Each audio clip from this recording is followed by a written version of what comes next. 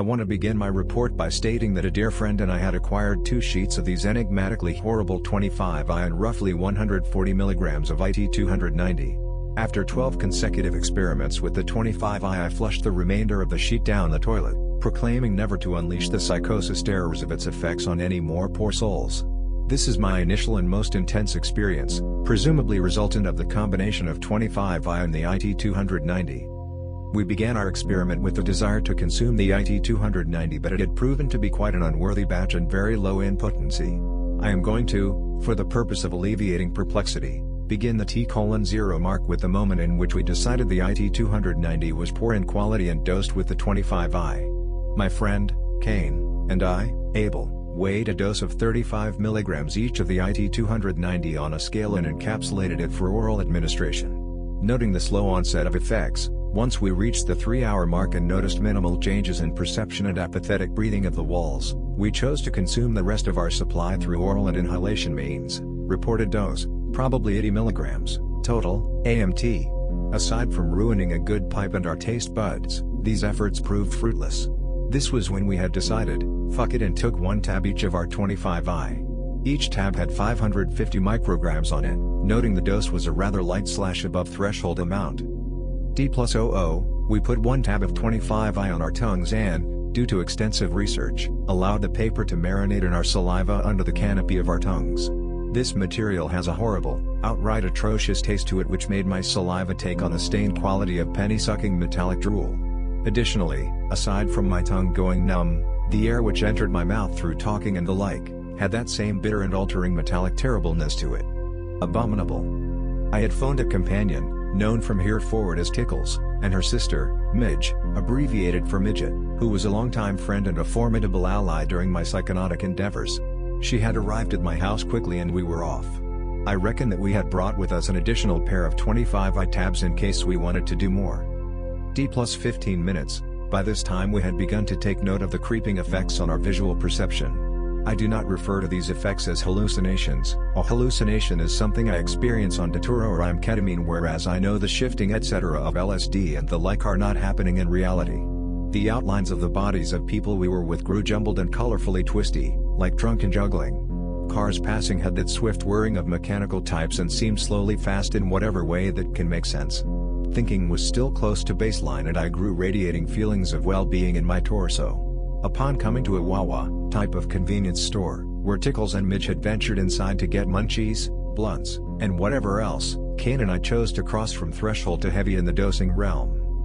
D+30 minutes, we ate another 550 micrograms tab, bringing it to a dose of 1,100 micrograms. At this point everything began to grow hazier and the most poignant memory I had was the returning of the dreadful metallic stain on my tongue and mouthfuls of air, which it had seemed I just fucking got rid of. Tickles returned with a drink for Kane and 1 for I.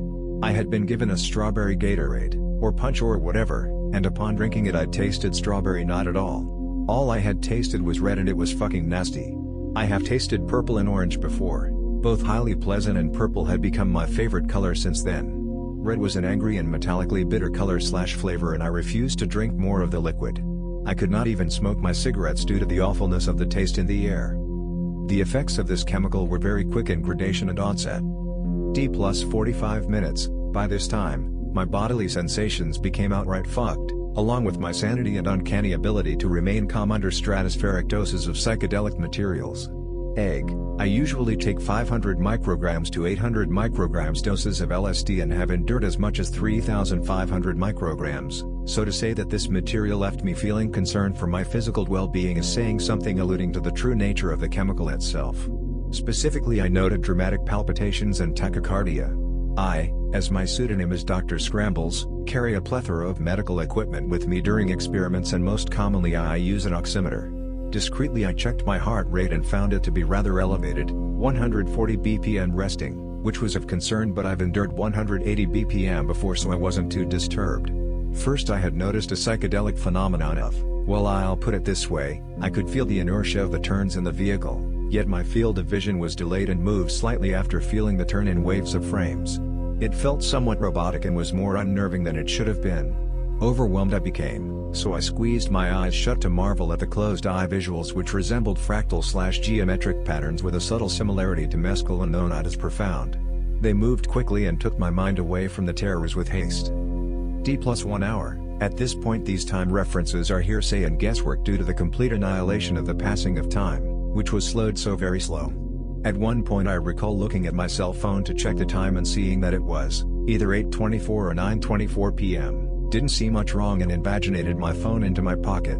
Feeling distant in time from that action, I chose it was a suitable moment to recheck the time. Upon looking, I was alarmed to find it wasn't 8:26 or 9:26, it was still fucking 8:24 or 9:24. How had not 1 hour passed in the last minute? My mind was fucked, psychotically raped by the chemicals which tore at my mind and reality with vicious tenacity. I turned my gaze back to the moving environment around me, and was delighted to see the branches of trees wriggling and thrashing like Medusa's serpentine locks. I gawked. Remarking at this to Kane, I said, "Dude, do you see how the trees are dancing?" And he replied, "Dude, everything's dancing." There was uproar of violent psychedelic laughter from all parties. D+1.5 hours, my mind was coming apart. Some other psychonaut I'd heard before described a chemical as turning his mind into a hallway full of drawers. He'd open a door to find another hallway full of drawers. Ega. It is a place in the mind described by the Shulgins as flooding or being bombarded violently with excessive and overwhelming notions, concepts, and mindfucks from different parts of the universe and God only knows where else. It was like watching my brain get blown out and spill down the walls in a plethora of foreign colors and being entranced by the sight. Music was distorted into disproportionate oscillations of insane magnitudes and I constantly found myself asking Tickles if the song playing was the original version, typically being answered with yes and not at all, seeing how that was possible. The flooding continued and was chaotic, far more chaotic than the frenzy of an LSD experience. I was mentally lost and perpetually perplexed. It was carnivorous thinking, in the sense that it was all-consuming of every molecule of your being. I was practically paralyzed by the intense thought bombing. I couldn't look up and there was no such thing as down. The vision to my left and right was warped by narrow tunnel vision and I had no idea where I was at that time. All I knew was that I didn't want to go back. Fortunately it ended and I was returned to the panicky state of realization that if an EMT was evaluating me, they'd be very concerned. The unknown and inexplicable sensation of surging cardiovascular discomfort through my chest and left arm/leg and side of my neck was hugely disconcerting. But I quelled myself and cyclonically used mental affirmations that I knew I was going to be okay, it was just a horrible chemical, and it would be over before I knew it. I also let myself know that even if I were to die from this, to not divulge into a bad trip over it and die a happy man. D+2.5 hours, I returned to a state of, well, the nearest state of tranquility I reckoned possible. This was with the help of the outside world. Tickles began remarking at the snow beginning to fall softly around us. Kane, nor I, could make it out. The air had folding colors from all across the visible spectrum with interlaying patterns and although translucent, was too thick for us to discern the falling snow. Eventually, we made out the specks of snow which did not fall in a manner accustomed to falling snow. This made us feel accomplished and victorious.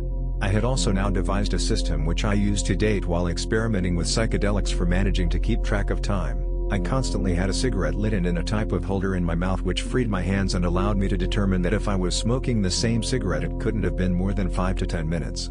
I was a genius. D+3.5 hours, the waves of being concerned for my health faded in and out. Most of the time I was still being bombarded with notions which were so copious I couldn't even make out what it was I was thinking about, thinking so much that thought was rendered impossible and I was no longer thinking but I was still thinking. Okay.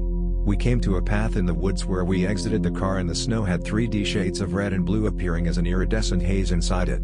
The branches of trees were disappearing and reappearing in different sections on the tree in a strobe-esque fashion and it was so mesmerizing I was hypnotically locking into it like a mirror on LSD. Tickles must have felt the cold which neither Kane or I could, and we went back to the warmth of the car.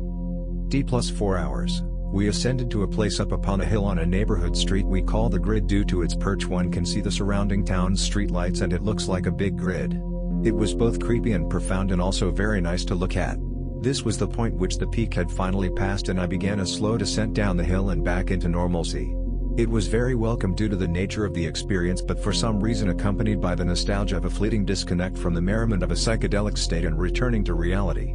Kane and I were dropped off back at the point where we began our journey, my house, and returned to my bedroom to stare at a TV and gradually grow into baseline state. Although the peak was more than clearly over, the visuals which remained for several hours were that of a strong psilocybin peak and were nice to gawk at while enduring the sleeplessness which usually accompanies an excursion into a sea of psychedelia. D+5 hours, Kane and I passed the time by laying in my bedroom in the darkness and watching Planet Earth. Only we had it muted and were blaring Grateful Dead on my iPod, which was unmatchable in its profound sense of amazingness. The seals and eyes of the world flowed in such a grandiose and humorous way we had many bouts of laughter. We concocted the mantra "mute whatever you're watching" and put Grateful Dead over it and found it direly amusing. All in all, this chemical was absolutely terrifying and menacing and gave me a nefarious feeling that my body was invaded by a chemical which was in no way worth the taxing toll it took on my mental state, physical comfort, and health. The only reason I believe we continued to engage in 11 more experiments with it were these: we had 200 hits of the shit and we concluded our initial experience was likely altered by the addition of IT 290. Like I had stated initially before beginning the articulation of this experience, which any language does justice in any way, mind you, this is probably the best I could do, we abruptly decided to destroy our supply and never take it again after 12 experiments when we concluded the malicious nature of the material. After that experiment, 25I was never taken or shared by us or with anyone we know.